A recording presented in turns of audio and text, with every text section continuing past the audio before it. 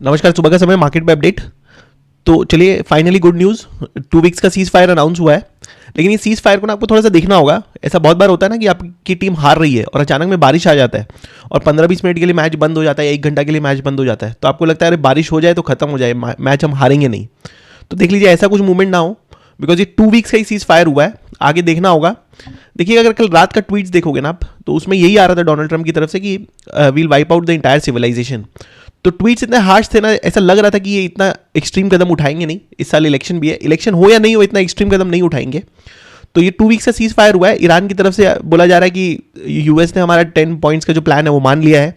US की तरफ से बोला जा रहा है कि अरे उनके पास तो अब शक्ति नहीं है युद्ध करने का, आगे बढ़ने का। तो वो हमने जैसे बोला वो वैसे वैसे कर लिए। तो क्या दोनों का क्या है कि नाम ऊपर रह गया। इंडिया पाकिस्तान के युद्ध में भी ऐसा ही हुआ था।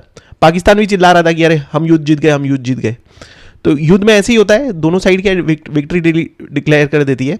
तो ये थोड़ा सा मुझे अच्छा लगा कि दोनों साइड ने विक्ट्री डिक्लेयर कर दी। अब शायद क्या है ना, युद्ध 2 हफ्ता बाद शायद एग्रीवेट ना हो। बट चलिए, today should be a good day. Asian market 4-5% up है, जापान, ऑस्ट्रेलिया है सब। तो should be a good day for अस। आगे बढ़ते हैं। आज आरबीआई का पॉलिसी मीट है, तो वो थोड़ा सा आपको देखना पड़ेगा। वाइल पॉलिसी से कोई एक्सपेक्टेशन नहीं है, because of inflation etcetera there is no rate cut chances और anything from RBI. Stance is expected to be neutral. But commentary में ऐसा कहीं नहीं हो कि कुछ वेज से लिक्विडिटी छोड़ दे मार्केट में, कोई सीआरआर कट कर दे या कुछ और कट कर दे। तो वो थोड़ा सा देखना पड़ेगा।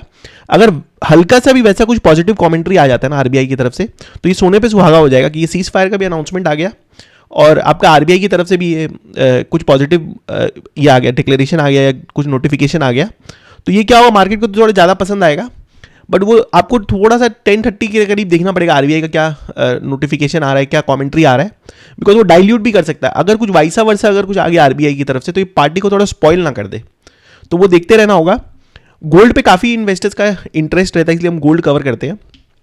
गोल्ड में रिकवरी दिख रहा है। लास्ट मंथ भी हमने बोला था कि जो गोल्ड में फॉल है ना वो टेम्परेरी लग रहा है हमें। वो डेरिवेटिव कॉन्ट्रैक्ट के कारण दिख रहा है। जो लार्ज बैंक्स है इनका लार्ज डेरिवेटिव एक्सपोजर है, इसके कारण क्या है ना, आर्टिफिशियली थोड़ा सा प्राइस नीचे दिख रहा है। वापस $5,000 के करीब जा रहा है गोल्ड।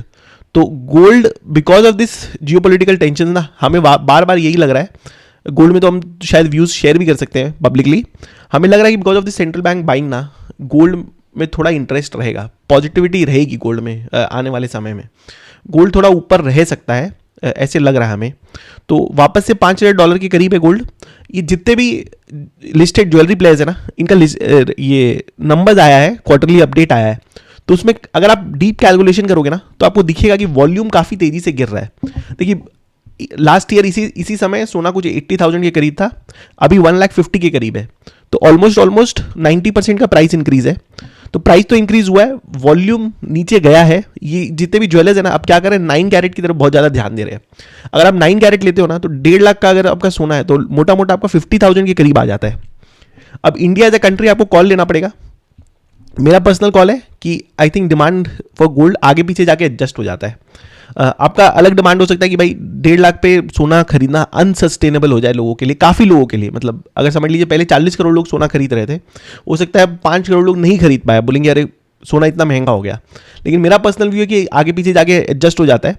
तो उस तरीके से आपको देखना पड़ेगा। अक्षय तृतीया का जितने भी गोल्ड कंपनीज है उनका गाइडेंस मोटा मोटा ठीक ही आ रहा है। तो आप उसको थोड़ा सा डिटेल में पढ़ सकते हो। आप एक कॉल ले सकते हो उस पर। टाइटन का भी अच्छा नंबर आया है, क्वार्टरली अपडेट। तो गोल्ड एज ए कंपनीज हमें लगता है कि थोड़ा सा बाजार का इंटरेस्ट रहेगा despite elevated gold levels. Volume को लेके हाँ डिफरेंस इन ओपिनियन है। लोग बोल रहे हैं क्योंकि वॉल्यूम शायद इसी तरीके से खत्म होते रहेगा अगर गोल्ड का दाम बढ़ते रहेगा। तो हमें भी लग रहा है कि आने वाले समय में शायद गोल्ड एलिवेटेड लेवल्स पे ही रहेगा। तो ये देखिए, आज should be a good day, will not spoil the party. तो 2-4 चीज़ डिस्कस कर लेते हैं और कंपनी स्पेसिफिक एक आधा चीज़ अपडेट्स डिस्कस कर लेते हैं। उससे पहले देखिए, ये एक लास्ट जो जेनेरिक पॉइंट है वो डिस्कस कर लेते हैं। देखिए, ऑयल का आना, एलपीजी का आना, वो इंडिया के लिए स्थिर है। आई थिंक जो पहले दो इश्यूज थे कि भैया ऑयल आएगा ही नहीं, तेल आएगा ही नहीं, वो वाला point I think is been sorted कि availability of oil and gas is not an issue. Price of oil and gas is a major concern for us. जैसे कि ऑयल आपके 130-140 के लेवल पे अगर चल जाता तो क्या होता। अभी 112 के करीब है, वापस 98 के करीब आ गया। कल आप जुबिलियंट फूड, डोमिनोज का अगर आप क्वार्टरली अपडेट देखोगे तो दिख रहा है कि उनके ऊपर गैस का ये आ रहा है, इशू आ रहा है। और ये जितने भी QSR वाले जो है ना, इनमें अनफॉर्चुनेटली रिवेंज बाइंग का भी ऑप्शन नहीं है।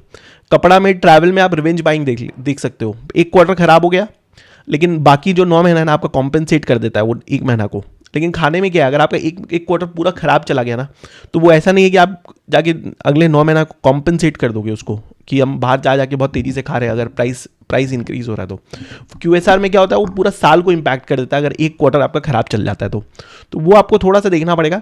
ट्रैवल टेक्सटाइल में भी प्रेशर आ रहा है because of elevated oil levels, but उसमें क्या है कि वो लोग बोल रहे हैं कि हमारे पास शायद रिवेंज बाइंग आ जाए वापस।